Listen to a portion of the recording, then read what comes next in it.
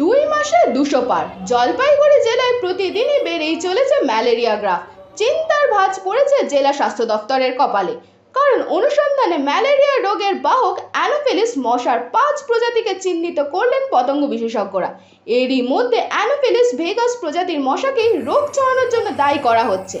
সংক্রমণ ঠেকানোর জন্য পরিচ্ছন্নতা ও সচেতনতা প্রচারে সবচাইতে বেশি জোর দিচ্ছে স্বাস্থ্য দফতর।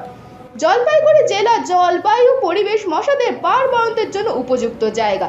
এক সময় ম্যালেরিয়া রোগের জন্য কুখ্যাত ছিল এই জেলা। সাম্প্রতিক সময় ম্যালেরিয়াকে পেছনে ফেলে এগিয়েছিল এডিস মশা বাহিত ডেঙ্গু রোগ। ব্যতিক্রম এই বছর, যেখানে ডেঙ্গুকে পেছনে ফেলে দাপিয়ে ব্যাটিং করছে ম্যালেরিয়া বাহক অ্যানোফিলিস মশারা। ফলস্বরূপ এই বছর এখনো পর্যন্ত আক্রান্তের সংখ্যা যেখানে 87, সেখানে জেলার নির্দিষ্ট কয়েকটি এলাকার মধ্যে আপাতত সীমাবদ্ধ ম্যালেরিয়া রোগে আক্রান্তের সংখ্যা দাঁড়িয়েছে 205। আমাদের এই ডুয়ার্স অঞ্চল, মূলত আমাদের জলপাইগুড়ি, আলিপুরদুয়ার, এই সমস্ত জায়গা কিন্তু বহু পুরনো সময় থেকেই কিন্তু হচ্ছে ম্যালেরিয়া প্রোন, ম্যালেরিয়া এন্ডেমিক জেলা। এক সময় এরকমও ছিল গোটা ভারতবর্ষের মধ্যে হয়তো প্রথম 10টা জায়গা যেখানে সবথেকে বেশি ম্যালেরিয়া পাওয়া যেত, তার মধ্যে কিন্তু আমাদের এই ডুয়ার্স অঞ্চল চিহ্নিত ছিল। এটা হবার মূল কারণ হচ্ছে আমাদের এই জায়গায় যে রেন ফরেস্ট জঙ্গল যে আছে সেটা, এবং তার সংলগ্ন যে আমাদের চা বাগান, একটা হিউজ চা বাগান এরিয়া আছে সেটা। এবার পরিবেশগত দিক থেকে এই আমাদের ডুয়ার্স অঞ্চল যেহেতু মস্কিউটোজেনিক, অ্যানোফিলিসের জন্য, আমরা যেহেতু ম্যালেরিয়ার কথা বলছি, ম্যালেরিয়ার জন্য আমরা জানি অ্যানোফিলিস মশা দরকার। অ্যানোফিলিসের জন্য এটা আমাদের মস্কিউটোজেনিক পরিবেশ।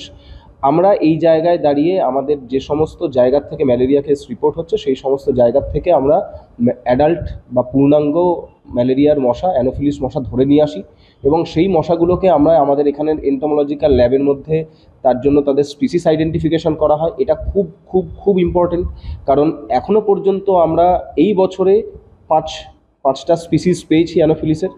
এর মধ্যে একটা ভেক্টর স্পিসিসও পাওয়া গেছে। এইটা আমাদের জানা কেন দরকার? কারণ এই প্রত্যেক ধরনের মশার কিন্তু বায়োনমিক্স আলাদা, অনেকের ব্রিডিং স্পট আলাদা, সবাই একই জায়গায় ব্রিড করে না।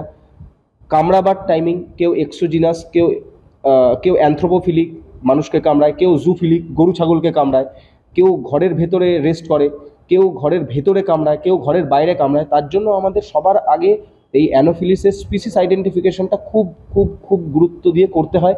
তবে গিয়ে আমরা সেই জায়গায় দাঁড়িয়ে এই ভেক্টর কন্ট্রোলের স্ট্র্যাটেজিটা নিতে পারি, যে আমাদের কি করতে হবে যাতে ওই জায়গায় ম্যালেরিয়াটাকে আমরা কন্ট্রোল করতে পারি।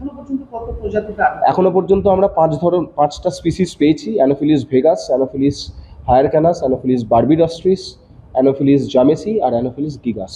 এর মধ্যে অ্যানোফিলিস ভেগাস আমরা পাচ্ছি যে সমস্ত জায়গায় কেস রিপোর্ট হয়েছে, মোটামুটি সব জায়গাতেই প্রিভ্যালেন্ট হিসেবে এটা পাওয়া যায়। 200 পার হয়ে গেল আক্রান্তের সংখ্যা। এবার স্ট্র্যাটেজি কি হচ্ছে 5 প্রজাতিকে আটক করার পর?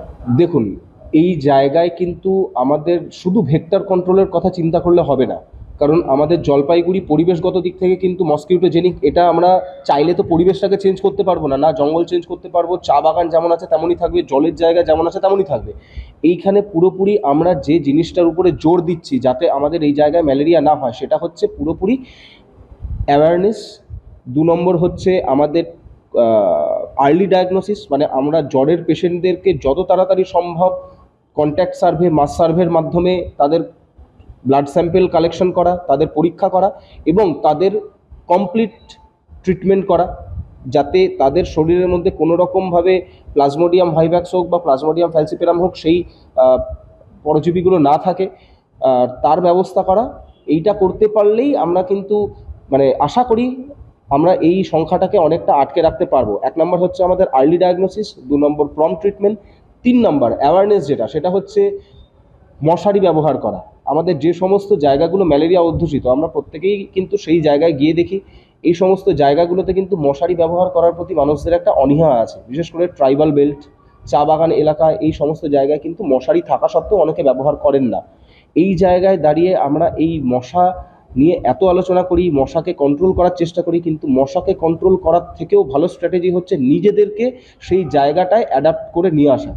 মশারি ব্যবহার করা, নিজেদের চারপাশ পরিষ্কার পরিচ্ছন্ন রাখা, বর্ষাকাল ঢুকেছে, বর্ষার জল জমতে না দেওয়া, এই জিনিসগুলো যত আমরা মানুষকে বোঝাতে পারবো, মানুষের ব্যবহার পরিবর্তন করতে পারবো, তত কিন্তু আমরা ম্যালেরিয়াটাকে কন্ট্রোল করতে পারবো। আমরা এবছর এটার দিকেই মেনলি ফোকাস করেছি।